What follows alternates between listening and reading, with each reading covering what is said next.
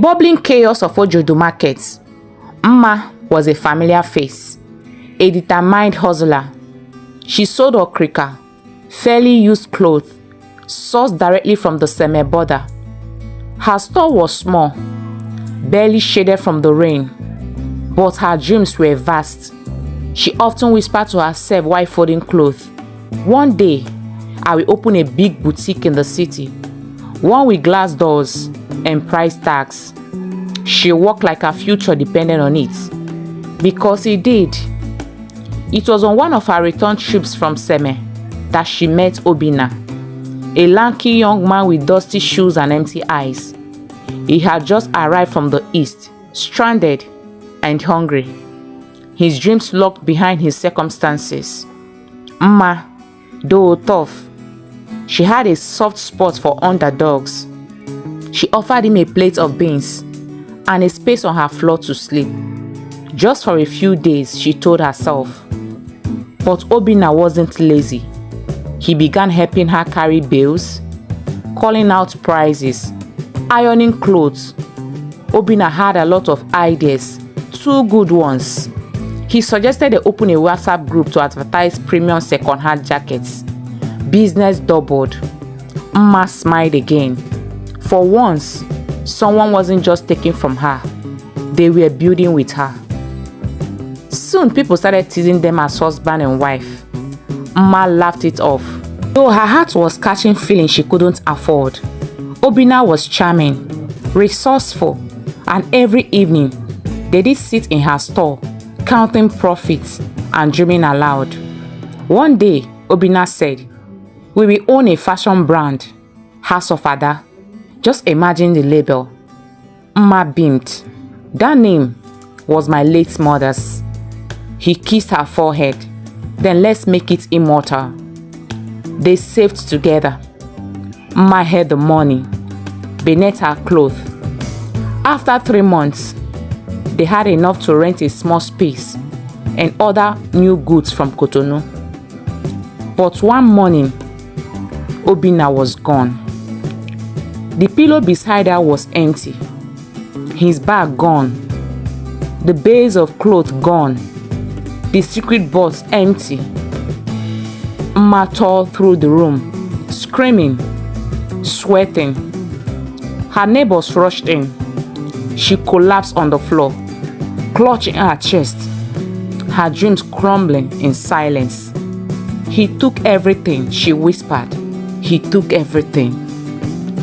Days passed. She sat at the corner of her store like a ghost. Business halted. Whispers floated through the market. She let a stranger ruin her. She should have known better. And then a new storm came. Nma missed her period. She stared at the test kit in her hand, heart pounding. 2 lines were bold: positive. Obinna hadn't just taken her savings and her goods. He left a piece of himself behind. Now, with a child growing inside her, Nma was forced into the harshest hustle yet. Nma began hawking sachet water under the sun, cleaning shops, and carrying loads for traders at Balogun just to buy garri and pay rent. Her once soft palms became rough. Her belly grew, and so did her fire. Meanwhile, in Abuja, Obinna rebranded himself. He launched House of Ada as his personal fashion line. He wore agbada on magazine covers, calling himself self-made. But the woman behind his fortune was selling water on the roadside. And though her back was bent, her spirit was far from broken. She would rise, and when she did, Obinna would wish he never knew her name. The Lagos rain poured like judgment from the heavens. Nma stood at the bus stop, soaked to her soul, cradling a stack of fabrics meant for her struggling store. But her eyes weren't on the fabric. They were locked on the billboard across the road. A glowing image of Obinna, dressed in white, arms crossed, standing tall beside a woman labeled CEO's wife, Amara, house of Ada. Nma knees buckled. A boy nearby rushed to help her, but she waved him up with trembling hands. "He used me," she whispered, "and now he wears pride like perfume." That night in her one-room apartment, Nma wept until her voice was hoarse. Then came the knock, not one, but 3 slow, thunderous knocks on her door. She opened it consciously and found a small girl standing barefoot in the rain, no older than 7, with eyes and voice like the wind. "Your tears call louder than your voice, Nma. Spirits don't forget."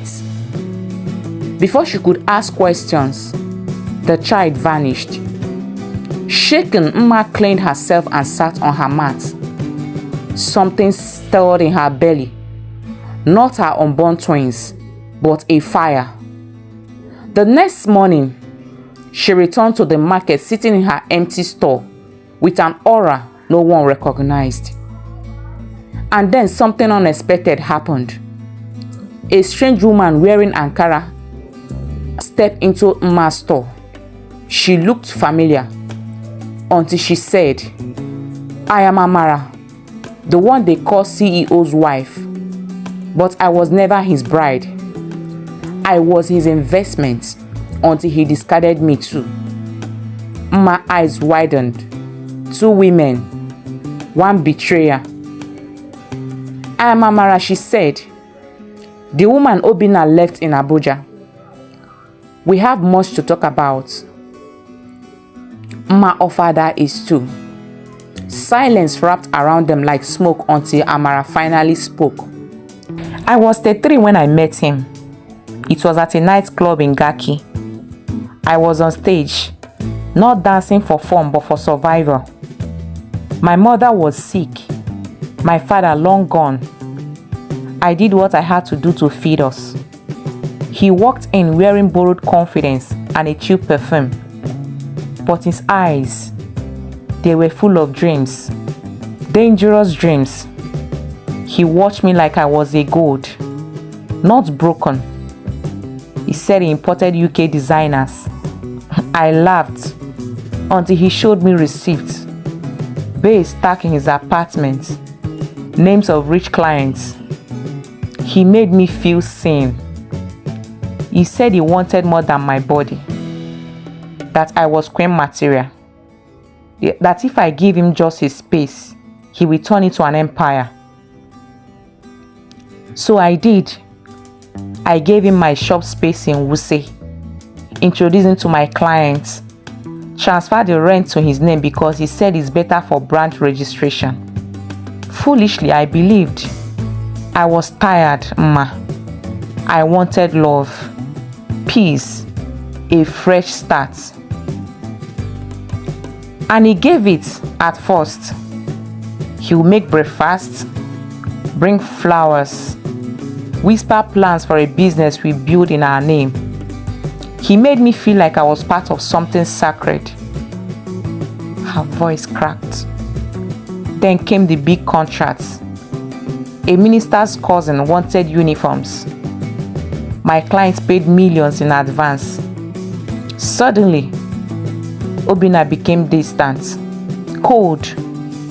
I asked what was wrong, and he said I was too needy, that I did not understand the pressure of being a man. 1 week later, he changed the name on the shop papers without my knowledge. He told people I was just the girl who danced for him.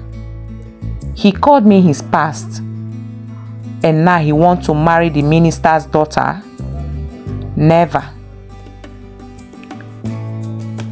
When I confronted him, he laughed in my face, said I should be grateful he did not expose where we met, that he upgraded me while it lasted.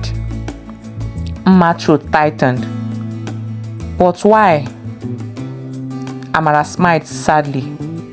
Because he's not a man. He's a parasite wearing a benction like perfume. He reached into her purse and pulled out a recorder. But I wasn't stupid. One night, I followed him. He was drunk. Boasting to his friends, he said, and I quote, "All these women na ladder. You climb, then kick them down. That's the game." I recorded everything. Amara locked eyes with Nma. I've waited, not for revenge, but for the right moment to remind him that the women he stepped on, we are not broken, we are rising. The cries of twin babies echoed through the dimly lit room. Nma, now a mother, held her newborn daughters close to her chest, tears soaking their tiny foreheads. Life hadn't just turned hard, it has turned brutal. There was no maternity leave for the poor, no baby gifts, no celebration, just pain, hunger, and the weight of betrayal. She named them Chisimdi and Chinazekbere. God knows my destiny, and God answers prayers. But even with their divine names, the world gave them nothing. Her hustle tripled, with one baby strapped to her back and the other in a sling across her chest. Nma roamed the market street hawking sachet water. She took cleaning jobs and sometimes begged traders to let her wash their clothes just for a fee. Her once vibrant face was now pale, her beauty hidden beneath sweat and poverty. Yet, the deepest wound came not from hunger, but from mockery. Whenever she told people, "The father of my daughters is Obinna, the one on the billboard," they would burst into laughter. "Who dash monkey banana? You that is selling pure water, Obinna's babe. No be lie." Even the market mad woman once pointed and screamed, "See person when saying a billionaire give am belle. If lie they keep person, she for don't die since." They called her a mad woman, a liar, a rejected waste. But Nma didn't stop moving. Every insult was fuel. So one fateful afternoon, while Nma was returning from the market with two babies and a sack of rejected okrika cloth, an SUV pulled up beside her. The window rolled down, and a heavily made-up woman peered out. He said, "Auntie, please, how do I get to Tojosho Market?" Nma's heart skipped. It was Madam Vera, her former bail supplier, the woman who once called her my strongest buyer. But now, Nma's tattered clothes and sweat-drenched skin had erased recognition. Nma cleared her throat. "Madam Vera, it's me, Nma, the okrika girl from the Seme border."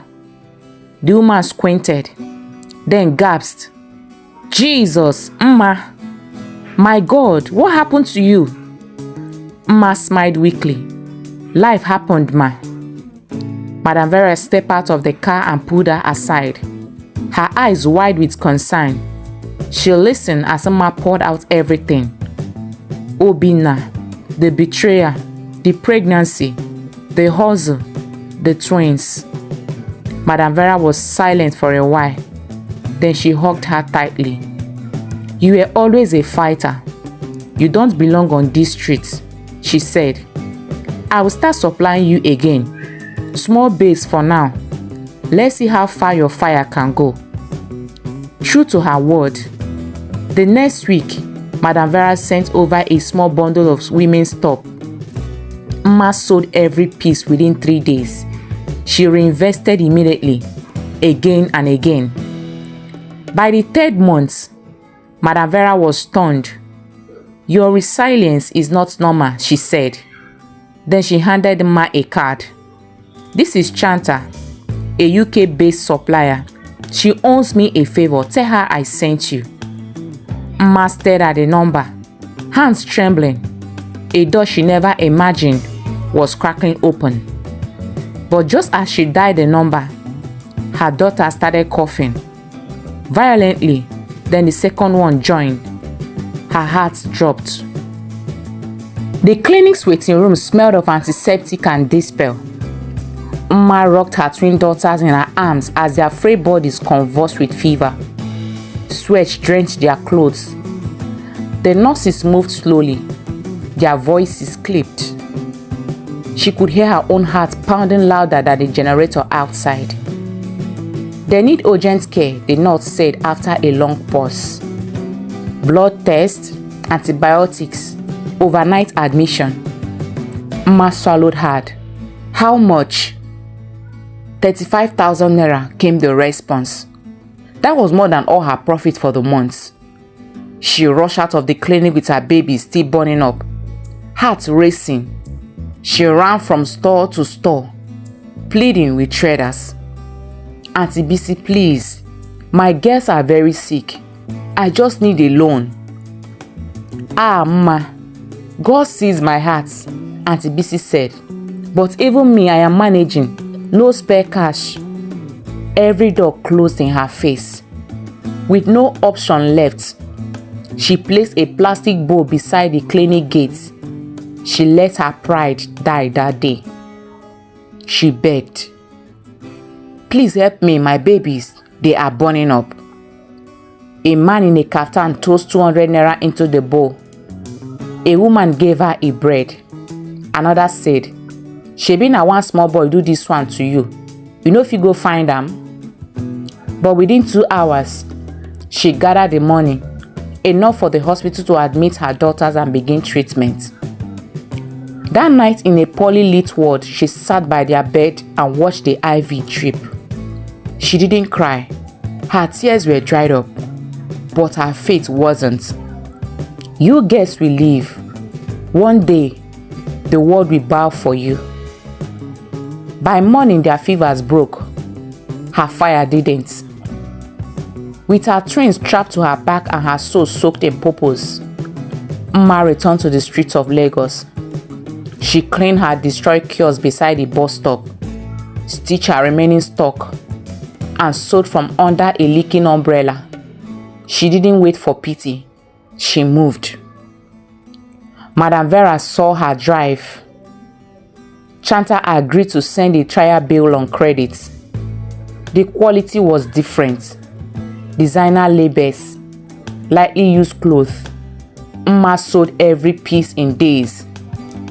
She reinvested instantly.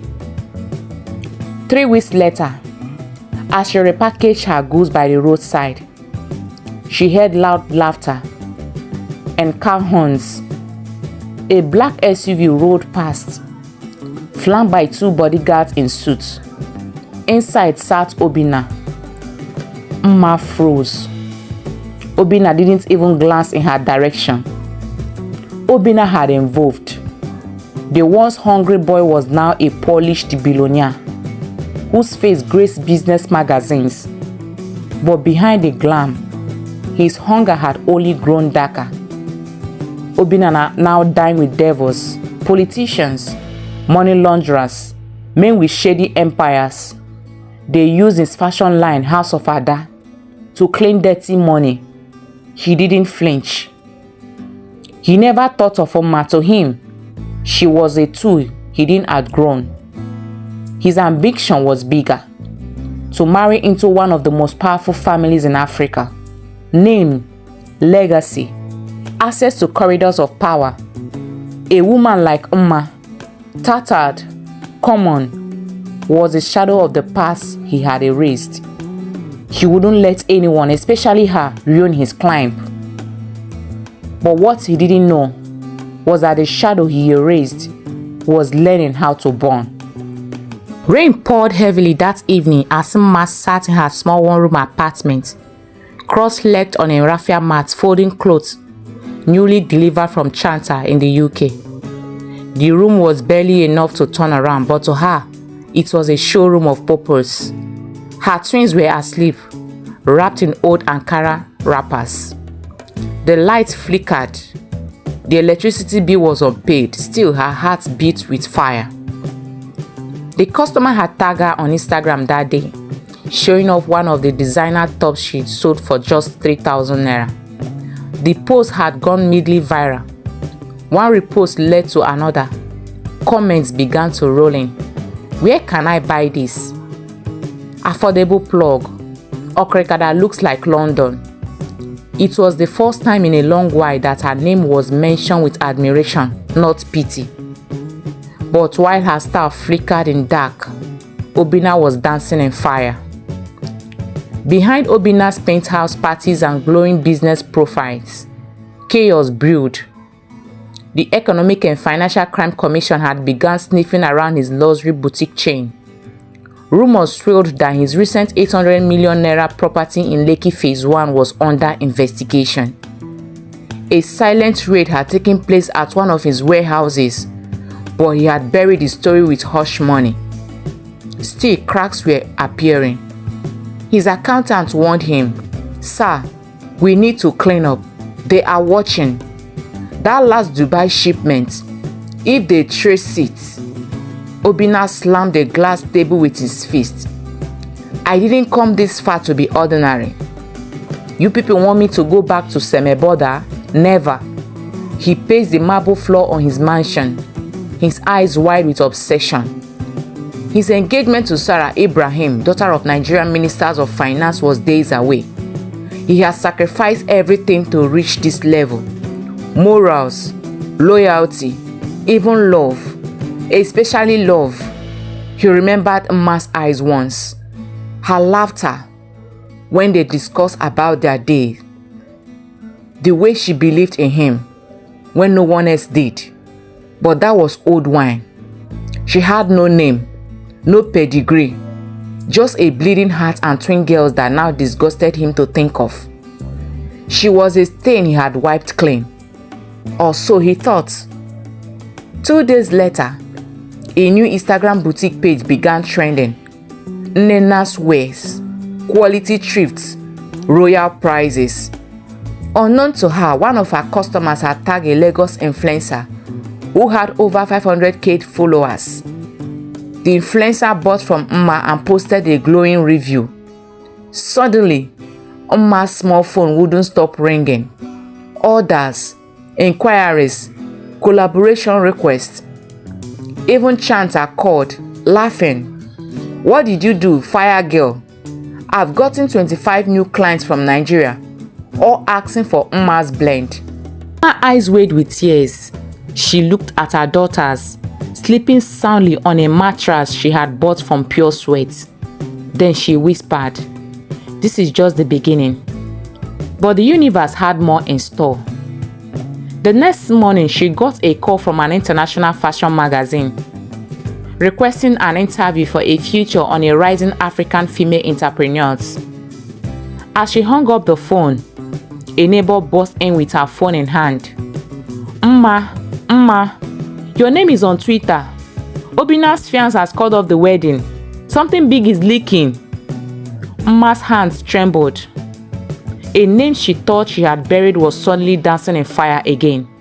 And this time, she wasn't the one burning. The video leaked on a Thursday evening, 2 days before Obinna's society wedding to Sarah Ibrahim. It wasn't just a video, it was a confession. A voice recording of Obinna carelessly laughing over drinks at a private club with his associates. "Bro, I used that girl. She was my ladder. Once I climbed, I kicked it away. What did she think? That I did marry a border okrika seller? Never. I used her name, her contacts, her street wisdom, everything. Now I am God. And she's still hawking water with her twins. She should thank me for even giving her children." The recording went viral within hours. Hashtags flooded social media. Nma the real boss. He used her to rise. Obinna's wedding was called off. Zara's family issued a public statement severing all ties with him and demanding investigation into his businesses. His empire began to crumble. Nma watched all from her small room, heart pounding. At first, she felt nothing. No joy, no satisfaction, just silence, a long silence after a storm. The next morning, journalists camped outside her kiosk. Her customer base doubled overnight. An NGO for women empowerment reached out, offering a grant and a sponsorship for a boutique space on the island. But what shocked Nma the most was the handwritten letter she received from Alhaji Ibrahim, Zara's father. It read, "Any man who climbs by breaking a woman deserves the fall." But any woman who rises from ashes deserves a crown. Let's talk business. Nma dressed simply that day, plain white shirts, jeans, and her signature Ankara headscarf. She carried her twins along, walking into Alhaji's compound like the queen she was always meant to be. Alhaji had reserved a seat for her at the table. Meanwhile, Obinna, now shamed and wanted for financial crimes, fled the country, but his sins followed him. EFCC froze his accounts. His warehouses were raided. His associates denied him. His name faded from magazines, but on every street corner, in saloons and bosses, a new story rose. The woman behind his fortune, who built her own empire from what was left. Nma opened her first official boutique 6 months later. She named it Twin Throne Fashion House. At the opening, a journalist asked her, "Do you forgive Obinna?" She smiled gently, adjusting her twins' braids. "Forgiveness is not for him, it's for me. He thought I was in stepping stone, but I was the storm he couldn't stop." That night, she stood on the balcony of her new shop, staring at the city lights. The wind brushed her face like an old friend. Her daughters danced beside her, laughing. She had no ring, no husband, but she wore something heavier, victory. And this time, no one could steal.